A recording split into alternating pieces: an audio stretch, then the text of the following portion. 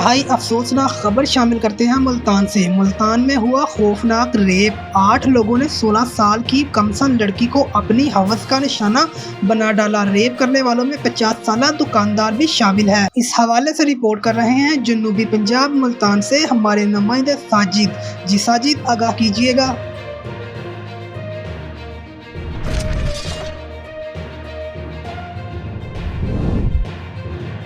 बिस्मिल्लाहिर्रहमानिर्रहीम। नाज़रीन, मैं हूँ आपका मेज़बान मलिक साजिद और आप इस वक्त मुझे मुख्तलिफ यूट्यूब चैनल्स पर देख रहे हैं। नाज़रीन, मेरे सामने एक दरख्वास्त पड़ी है। ये दरख्वास्त स्क्रीन पे भी आपको नज़र आ रही है। हमारे पास एक केस आता है, हमारे पास एक बच्ची आती है जिसका मैं नाम नहीं बता सकता। वो बच्ची हमें अपनी परेशानी, अपनी फरियाद बताती है। वो बच्ची हमें बताती है कि किस तरह कम उम्र के अंदर उसके साथ 8 दरिंदों ने ज्यादती की। नाज़रीन, 8 दरिंदों ने ज्यादती किस तरह की? मोहल्ले के अंदर लोग इकट्ठे रहते हैं, मोहल्लेदार होते हैं, हमसाए होते हैं, और ख़ास तौर पर 14 से 15 साल की जो एज होती है, इसमें बच्चे और बच्चियां आपस में बातचीत भी करते हैं, खेलते भी हैं। इस तरह की सूरत हाल होती है।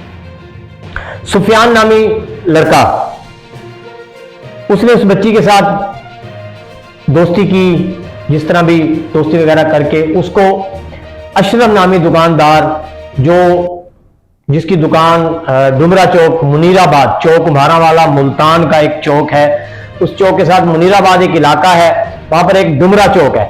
उस डुमरा चौक के करीब उस दुकानदार का घर था। उसके घर उसने उस लड़की को बुलवाया और धोखे से उस लड़की के साथ ज्यादती की। और बाद में उसने उस लड़की को कहा कि मैंने तुम्हारी वीडियो बना ली है, लिहाजा तुम मेरे साथ इस तरह के मामलात, इस तरह के ताल्लुक रखती रहोगी तो मैं तुम्हारी वीडियो नहीं वायरल करूंगा, वरना तुम्हारी वीडियो वायरल कर दूंगा। कुछ दिन गुजरते हैं, उसके बाद वो लड़का फिर उसको बुलवाता है। उसको कहता है जी बहुत जरूरी काम है, बहुत जरूरी बात है, जल्दी आओ। वो लड़की जाती है उस अशरफ दुकानदार के घर। जब उसके घर जाती है तो वो सुफियान लड़का वहां पर मौजूद नहीं होता। वो दुकानदार, जिसकी उम्र तकरीबन 40 से 45 साल है, वो अपने घर में अकेला मौजूद होता है और वो उसको कहता है जी वो आ रहा है, तुम बैठो। जब वो लड़की बैठ जाती है तो वो उसको प्रेशराइज करता है और उसको उसी वीडियोस का हवाला देकर धमकाता है और उसके साथ ज्यादती करता है।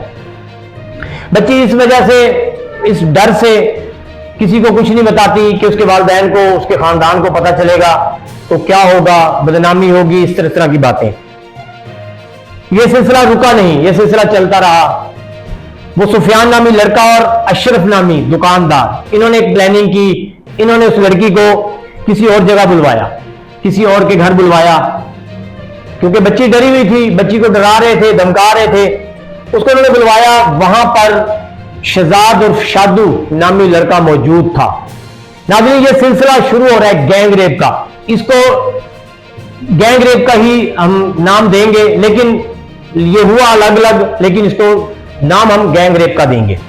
वहां पर शहजाद और शादू नामी लड़का मौजूद था, जिसके पास पिस्टल भी मौजूद था। ब्लैक कलर का उसके पास पिस्टल था, उस बच्ची के बकौल, जिस तरह उस बच्ची ने हमें बयान दिया। हमारे पास बच्ची का स्टेटमेंट मौजूद है, वीडियो स्टेटमेंट मौजूद है।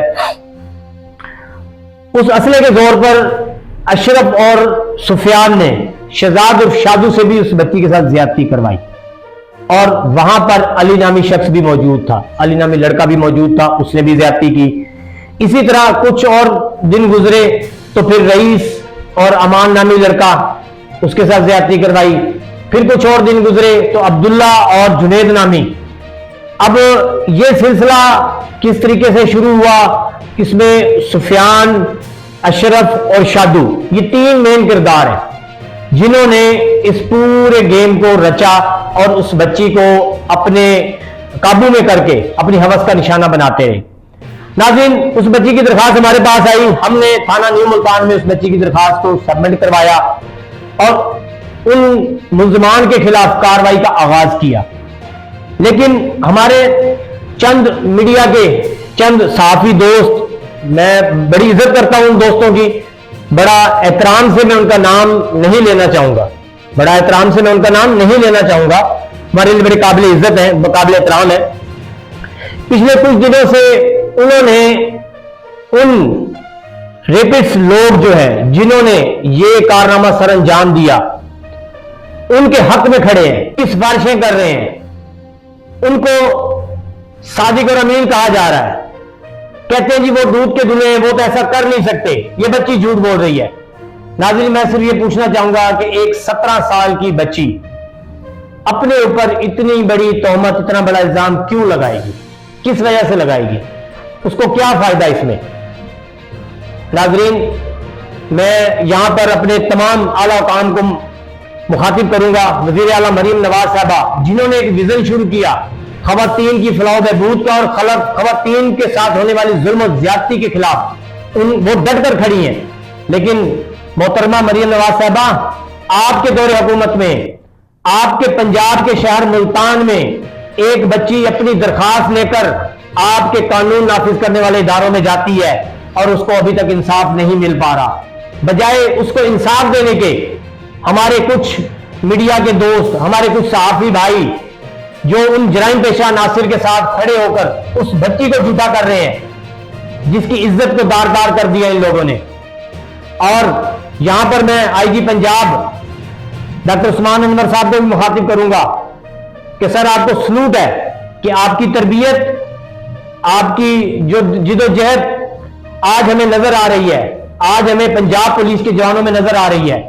हमारे पंजाब पुलिस की फोर्स ने फौरी तौर पर उसके ऊपर एक्शन लिया, लेकिन वो एक्शन लेना उनके लिए वबाल जान बन गया।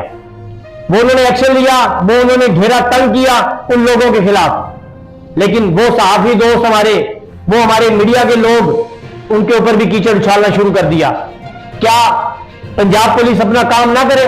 पंजाब पुलिस के किसी भी थाने में कोई दरखास्त जाएगी तो क्या वो उसके ऊपर एक्शन ना ले? क्या वो उस दरखास्त को रद्दी की नजर कर दें? यही आईजी साहब आपका विजन है कि आपकी पुलिस फोर्स के जवान काम ना करें? इन मीडिया के दोस्तों को, इन सहाफियों को क्या हक पहुंचता है कि वो इस तरह का गलत प्रोपेगेंडा करें और सिर्फ अपनी जेबें भरने के लिए, सिर्फ अपनी जेबें? नाज़रीन, ये बड़ी एक अहम बात है कि 8 लोग नॉमिनेट हैं। क्या उन 8 लोगों ने उनकी जेबें नहीं भरी जो आज इस बच्ची के खिलाफ खड़े हैं, जो आज इस बच्ची को झूठा कर रहे हैं? नाज़रीन, ये बड़ा अहम इशू है और मुल्तान के अंदर नाज़रीन ये एक वतीरा बन चुका है। इस तरह के वाकयात एक वतीरा बन चुके हैं, लेकिन इसी तरह के हमारे कुछ साथी दोस्त ऐसे वाकयात को दबा देते हैं सिर्फ अपनी जेबें भरने के लिए। मैं यहां पर आईजी पंजाब डॉक्टर उस्मान अनवर और आरपीओ मुल्तान चौधरी सुहेल साहब और सीपीओ मुल्तान सादिक अली डोगर साहब से रिक्वेस्ट करूंगा कि फौरी तौर पर इसके ऊपर एक्शन लिया जाए। वो इन लोगों की सपोर्ट क्यों कर रहे हैं? वो इन लोगों के साथ क्यों खड़े हैं? वो मसाज सेंटरों के साथ क्यों खड़े हैं? वो कबाखानों के साथ क्यों खड़े हैं? ये वो लोग हैं जो अक्सर कबाखानों की जो खवातीन गिरफ्तार होती हैं उनको भी छुड़वाने जाते हैं, जो मसाज सेंटर सील होते हैं उनको भी छुड़वाने जाते हैं, जो डकैत होते हैं उनको भी छुड़वाने जाते हैं, जो 2 नंबर लोग होते हैं उनको भी छुड़वाने जाते हैं। ये वो लोग हैं जो आज इस केस के ऊपर उन 8 रेपिड्स लोगों के साथ खड़े हैं, उन 8 रेपिड्स लोगों को बचाने की कोशिश कर रहे हैं। मैं वज़ीर आला मरीम नवाज साहबा से दरख्वास्त करूंगा कि आप अपने विजन के मुताबिक खवातीन के जो तहफ़्फ़ुज़ का आपने एक सिलसिला शुरू किया है, इस बच्ची को भी इंसाफ दें। इस बच्ची के लिए भी आप खड़ी हो, ये आपका राइट बनता है, ये आपका फर्ज बनता है मैडम कि आप इस बच्ची के लिए खड़ी हो और फौरी तौर पर जो मुल्ज़मान है उनको गिरफ्तार करने में पुलिस को एक्टिव किया जाए। पुलिस फौरी तौर पर उनके घरों पर छापे मारे और उनको गिरफ्तार करे और उनको कैफरे किरदार तक पहुंचाए।